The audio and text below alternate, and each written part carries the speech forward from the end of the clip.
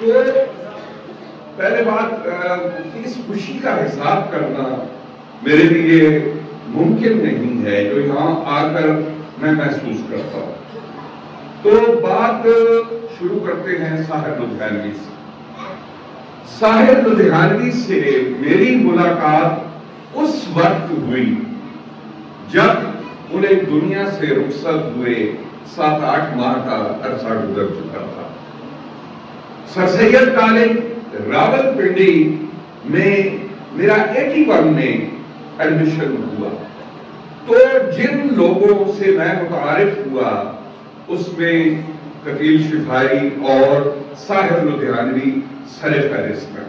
ساحر لدھیانوی کی کتاب تلخیاں جو میں نے ابتدائی طور پہ خریدی تھی ان میں سے وہ ایک کتاب ہے. اور میں سمجھتا ہوں کہ ہمارا جو دور تھا وہ سوشل میڈیا کی تیزابیت سے اس لیے بچ گیا کہ ہمیں ساحر لدھیانوی جیسے شعراء کی شاعری میسر تھی. اس دور میں ساحر کے گیت جیسا کہ مقبول عام گیت جن کا حوالہ بار بار دیا گیا، چلو ایک بار پھر سے اجنبی بن جائیں ہم دونوں، کبھی کبھی میرے دل میں خیال آتا ہے تم اگر ساتھ دینے کا وعدہ کرو میں یوں ہی مست نغمے لٹاتا رہوں، میرے دل میں آج کیا ہے تو کہے تو میں بتا دوں. یعنی یہ وہ گیت تھے کہ جنہوں نے جذباتی حوالے سے ہماری وہ کیتھارسس کیا، ہمیں بہت سی چیزوں سے بچائے رکھا. اب یہاں بیٹھے ہوئے بھی میں یہ محسوس کر رہا تھا کہ ساحر کی شاعری چل رہی ہے اور یہ ایک کیفیت تاری کر رہے ہیں. اب اس طور پہ مجھے یاد پڑتا ہے ڈاکٹر صاحب کہ یہی شعر یہ ان کی ساری شاعری کا مرکز ہوتا ہے جو پڑھا گیا دنیا نے تجربات و حوادث کی شکل میں جو کچھ مجھے دیا ہے وہ لوٹا رہا ہوں میں. اور یہ تو نہیں کہ جہان کو گلزار شیر یہ تو نہیں کہ جہاں کو گل و گلزار کر سکے کچھ خار کم تو کر گئے گزرے جدھر سے ہم. تو اس طرح کے اشعار جو ہیں ہماری رہنمائی کے لیے موجود تھے. اب میں خالصتاً ان کی گیتوں کے حوالے سے بات کرنا چاہوں گا کہ ساحر لدھیانوی گیت نگاری کے اس عہد میں پیدا ہوئے جہاں مجنو سلطان پوری، آنند بخشی، شکیل بدایونی، حسرت جے پوری جیسے بڑے بڑے شاعر گیت نگاری کی دنیا میں موجود تھے. تو اس دور میں میں سمجھتا ہوں کہ ساحر لدھیانوی نے گیت نگاری کو وہ لہن دیا، وہ انداز دیا کہ جس سے گیت نگاری معتبر ہو گئی. جیسا کہ پہلے بتایا گیا کہ انہوں نے کہا میں لتا سے 1 روپیہ زیادہ لوں گا.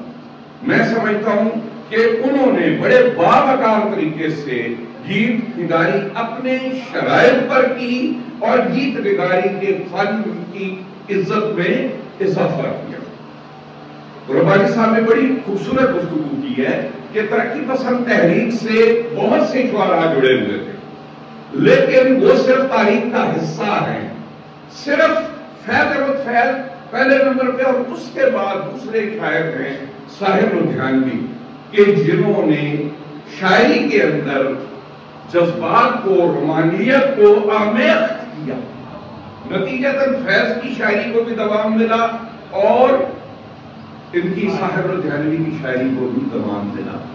انہوں نے ابتدا میں جو ان کی ابتدائی فلمیں ہیں اس میں جوان، بازی، پیاسا، برسات کی رات، تاج محل، کبھی کبھی، ترشول، دار، مطلب بھی شمار اس طرح کی یہ وہ فلمیں جن کے گانے میں نے وہ ٹیپ کا زمانہ تھا جس کی ریل پھنستی تھی، یہ وہ زمانہ تھا اس میں ہم لوگوں نے سنے اور یہی چیزیں ہمارے دماغ کو وہ تازگی عطا کرتی تھی کہ میں سمجھتا ہوں کہ ہمارے لیے جو تعلیمی معاملات تھے وہ اتنے زیادہ مشکل نہیں تھے.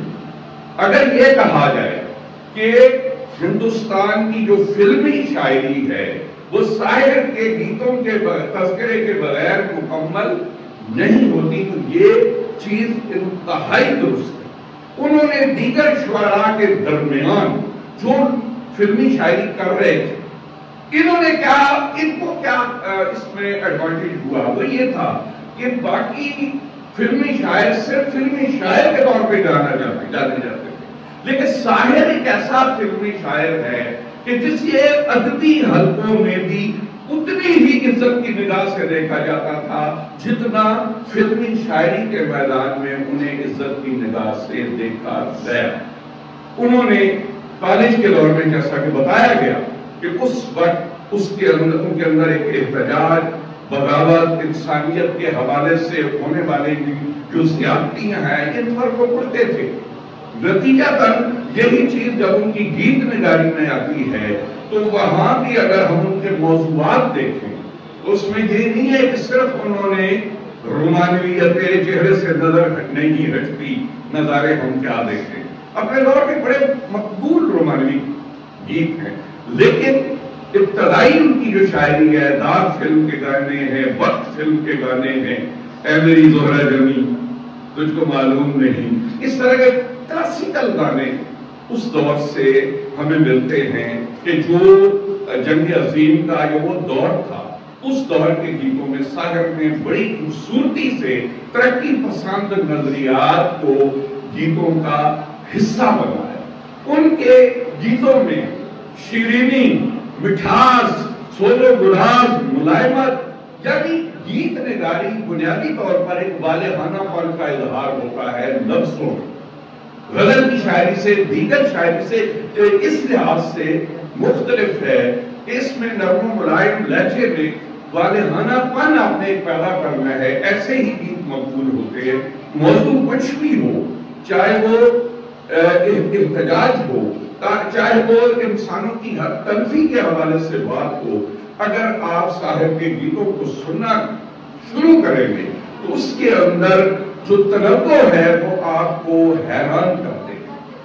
اس حوالے سے جب وہ ان کا یہ کبھی کبھی جو ان کی فلم ہے اس کے حوالے سے یہ بھی کہا جاتا ہے کہ یہ شاید ساحر کی زندگی پر ہی بنائی گئی تھی، جس میں وہ کہتے ہیں میں پاؤں پان کا شاعر ہوں۔ اب اس میں جہاں وہ یہ کہتے ہیں مجھ سے بہتر کہنے والے، مجھ سے بہتر سننے والے، تو میں سمجھتا ہوں ایسی بات نہیں ہے۔ ساحر کی جو اہمیت ہے گیت نگاری کے حوالے سے وہ آج بھی اسی طرح ہے۔ اس کا یہ ثبوت ہے کہ کئی اور شعراء کو فی الحال چھوڑ کر ہمارے شعبہ اردو نے ساحر لدھیانوی کا انتخاب کیا، تو اس کے لیے حمزہ صاحب کو خاص طور سے میں تعریف کرتا ہوں۔ ان کی گیت نگاری میں سمجھتا ہوں جب آپ ان چیزوں کو سنیں گے، میں خاص طور پہ 2-4 فلمیں ریکمینڈ کروں گا۔ داغ فلم کے گانے سنیے، وقت فلم کے گانے سنیے، تاج محل جو وعدہ کیا تو نبھانا پڑے گا، رفیع کا بہت مشہور گانا ہے۔ داغ فلم کے گانے سنیں کبھی کبھی کے، اور اس کے بعد ان کی فلم تھی ترشول۔ تو ان فلموں کے چند فلموں کے گیت سننے سے ہی اندازہ آپ کو ہو جائے گا کہ اس دور کی جو سماعتیں ہیں وہ کتنے خوبصورت دھنوں اور الفاظ میں گھری ہوئی، اور شاید ہمارا دور اس حوالے سے اذیت پسندی سے، فرسٹریشن سے بچا ہوا تھا کہ ہمیں ایک سے ایک اچھا گانا میوزک سننے کو ملتا۔ آخر میں ایک بات پر 25 اکتوبر 1980 کو رخصت ہوئے دنیا سے، اور اس حوالے سے جاوید اختر اس وقت جب اپنے عروج پہ تھے ساحر لدھیانوی، جاوید اختر ابھی اپنی وہ تگودو کا آغاز کر رہے تھے۔ جاوید اختر کے نام سے آپ اچھی طرح واقف ہوں گے۔ ایک لڑکی کو دیکھا تو ایسا لگا، یہ ان کا گیت ہے، جانم دیکھ لو مٹ گئی دوریاں، اس طرح کے خوبصورت گانے۔ جاوید اختر اس وقت کا عہد کا بہت بڑا نام ہے۔ تو جاوید اختر جو تھے ان دنوں میں اپنی تگودو کر رہے تھے فلمی دنیا میں، بعد میں انہیں بہت شہرت ملی، بہت پیسہ کمایا، اور شعلے جیسی فلم جو ہے ان کے کریڈٹ پہ۔ تو ایک دن وہ ان کے ہاں گئے، ساحر لدھیانوی کے ہاں، جاوید اختر۔ تو ساحر لدھیانوی نے اندازہ لگا لیا کہ یہ بچہ ابھی تگودو کر رہا ہے، اسے پیسوں کی ضرورت ہو۔ انہوں انہوں نے کہا یار وہ ڈریسنگ ٹیبل پر 200 روپے رکھے ہوئے اٹھا لو، جب ہوں گے دے دینا۔ وہ کہتے ہیں میں نے وہ پیسے اٹھا لیے جاوید اختر کہہ رہے۔ اس کے بعد پھر کیا ہوا، جاوید اختر کو اللہ نے شہرت بھی دی، پیسہ بھی دیا، اور وہ جب ساحر لدھیانوی سے ملتے تھے کہتے تھے کہ میرے پاس 200 روپے ہیں لیکن میں دوں گا نہیں۔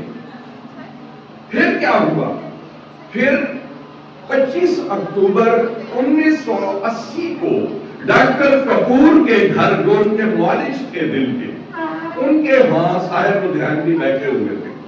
دل کا دورہ پڑا، فوت ہو گئے، ان کو گھر لایا گیا۔ سب سے پہلے جاوید اختر وہاں پہنچے، دوسرے دن ان کی تدفین ہوئی، اور جب تدفین مکمل ہوئی تو سب لوگ واپس آنے لگے، جاوید اختر بھی واپس آنے لگے۔ پیچھے سے واجدہ تبسم کے شوہر اشفاق نے کہا جاوید اختر ذرا رکنا۔ میں رکا، اس نے کہا صبح آتے ہوئے میں اپنا بٹوا لانا بھول گیا ہوں، تو گورکن قبر کھودنے والے کو پیسے دینے ہیں۔ میں نے پوچھا کتنے پیسے، اس نے کہا 200 روپے، اور میرے آنسو نکل گئے کہ ساحر نے 200 روپے مار کے مجھ سے نکلوا لی۔ تو یہ اس طرح کے لوگ تھے۔ میں سمجھتا ہوں کہ ساحر لدھیانوی کا جو میوزک ہے، آپ لوگ اردو کے طالب علم ہیں، اور مجھے یہ کہنے میں کوئی کیا کہتے ہیں نا شک و شبہ نہیں ہے کہ اس دور میں جو ہماری فلمی شاعری ہے یا دیگر شاعری ہے، وہ اس کا میرے حساب سے شاعری سے تعلق ہی نہیں۔ تو آپ نے اگر یہ جاننا ہے کہ اچھا میوزک کیا ہے، اچھی شاعری کیا ہے، تو میں سمجھتا ہوں اس کے لیے آپ کو ساحر کے گیتوں کو ضرور سننا ہوگا۔ اس سے آپ کو روحانی طور پر، دلی طور پر اچھا لگے گا، اور وہ جو پڑھائی کی بوریت ہے وہ بڑی حد تک کم ہوگی۔ آپ لوگوں کو بہت